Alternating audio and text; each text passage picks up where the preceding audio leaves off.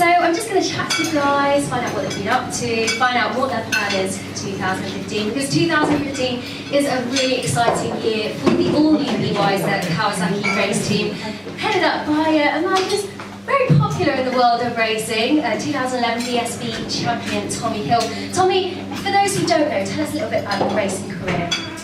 I've been riding bikes since I was 6 years old. I've had a major involvement in British Superbikes, winning the championship here in 2011, and yeah, it's all changed for me now. You know, I've been always involved in the racing industry. I decided to take a bit of a break from the sport in 2012, and sometimes wish I was back riding the bike actually, to be fair. But it's yeah, I mean, I've taken a switch now to team management, put a team together with Alan, and got introduced to Andrew Dunkley from Bewiser, and two and two put together, and yeah, we devised a new British Superbike team. It's something that I've always been intrigued with. You know, I've worked with so many professional teams, teams that have been supported by the factory, teams that have had a lot of sponsorship, and you know, I hear a lot about what the sponsors want, what they require, and it intrigues me, and I'm setting my goal to try and make sure that I can do it right, try and keep all the sponsors happy, and manage a team.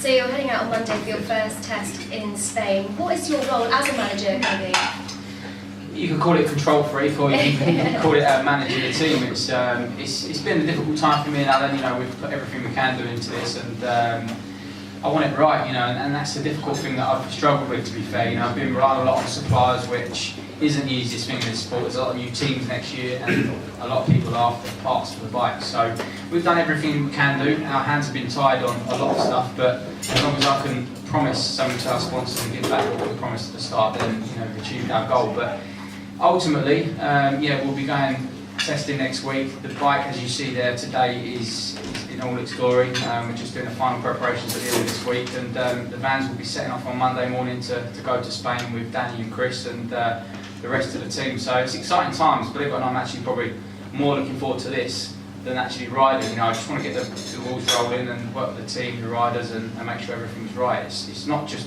going testing for the riders, it's going testing for the team, the infrastructure, make sure the mechanics are right, and go from there and come back with a big long list ready for the first round. And obviously, Tommy, you know what it takes to win this championship.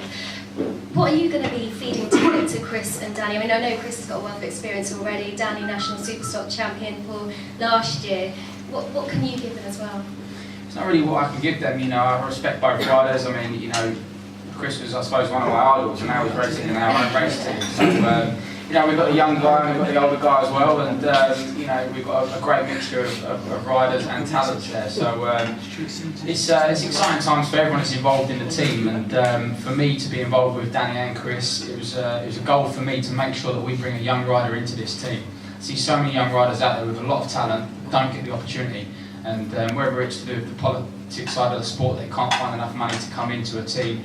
You know, I wanted to make sure that my goal was to bring a young rider into the team, and we've got Chris as well, a lot of experience with a lot of teams. He's been involved in this championship for a lot of years, and myself as well. So, you know, hopefully we've got the right ingredient to win races. You know, there'll be certain times where I would want to be involved, but I'll make sure I step back. You know, there's times that you don't need to talk to the rider, there's certain issues that they need to deal with at the time. So all we can do is try and build a good bike, good package for everyone that's involved, whether it's the sponsorship, the riders and the mechanics, and try and do a good job. That's the plan. So first race of the season, do you think you're going to be more nervous than what you would be sat on the grid? Probably not. I'm actually quite enjoying this side of the fence, not smashing myself to pieces. I've had a fair few amount of injuries, and yeah, I think you know, the first round's always it's a difficult one for the team and the riders. I mean, you know, from the riders' point of view, it's freezing cold generally. It's normally snowing the day before you get out on the track, and for me, I've always approached the first round just try and get the first one out of the way, really, get some points in the bag, and then look to the latter part of the season. You know, it's a 12-round series, and it's a long season. So for me, it's just making sure that everything's right from the team point of view, and yeah, just go from there really and build. You know, I want to make sure that I can provide the riders with what they want, and I'll hold my hand up if the bike isn't as it needs to be. But I think I can safely say that we've got a good package and it's as good as anyone else's out there. And if it's not, let's fix it, you know, and improve it. Tommy, can I just say how bloody awesome that bike looks? One thing I was quite surprised about was the fact that, can I say bloody? I haven't said bloody for a long time. It's a green. It's a Kawasaki ZX-10R and there is no green. Yeah, as I said to you earlier on, it's a kind of political answer or a non-political answer. I think for me, you know, we've got a great bunch of sponsors that are involved in the team.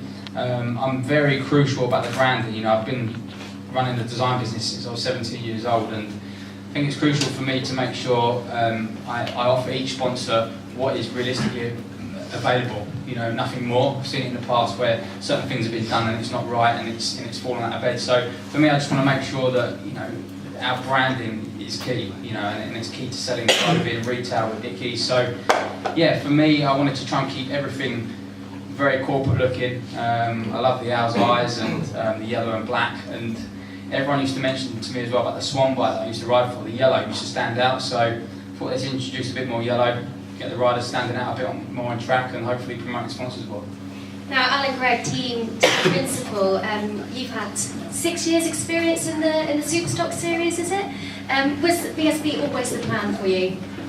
Yeah, of course. I think anybody that comes into this sport aspires to move up to the Superbike Championship, and I was running a stock class in 600cc and 1000cc for 5 years. We had some reasonable success in that. In fact, we nearly won the championship last year, but it wasn't to be. And Andrew from Bewiser approached me towards the end of last year, asked if we were ready to step up to the Superbike Championship. And you know, here I am now sitting next to Tommy, who's done a fantastic job of all the design work and putting that bike together. You know, we're ready to go racing in the biggest domestic championship in the world, so exciting times ahead. And when I was chatting to you at the London Bike Show, you said that you're going to take a bit of a back seat this year and let Tommy manage the team. And what will your role be then? Will you be organising? Yeah, well, I'm here for Tommy when he needs me, but as you can see from the look of the bike, he doesn't really need any input from me. But when we sat down with Tommy together, Tommy's got obviously a wealth of experience in how to win a championship for a start. So we decided then that he would take a management role in the bike, and you know, I've left him alone to get on with that. I've been working in the background on building the hospitality side of the business, and I'll be managing the hospitality, welcoming the guests, and look forward to obviously seeing you all there during the course of the year. Managing the admin, and you know, I'm there for Tommy when he needs a hand with anything. And keeping control of the bank balance as well. And just tell us a little bit about this truck that you bought, this all singing, all dancing truck. Yeah, I'm really pleased with that, because it's not a truck that we could afford, not a truck that many teams could afford, but we managed to do a deal over 3 years.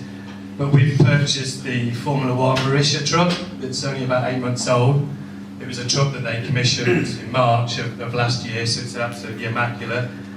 And it's got all the bells and the whistles. I keep discovering new buttons that does new things every day. I go down and have a look at the truck. So while the team's out in Spain testing, I'll be getting that all wrapped and ready to turn up at Donington for the first test.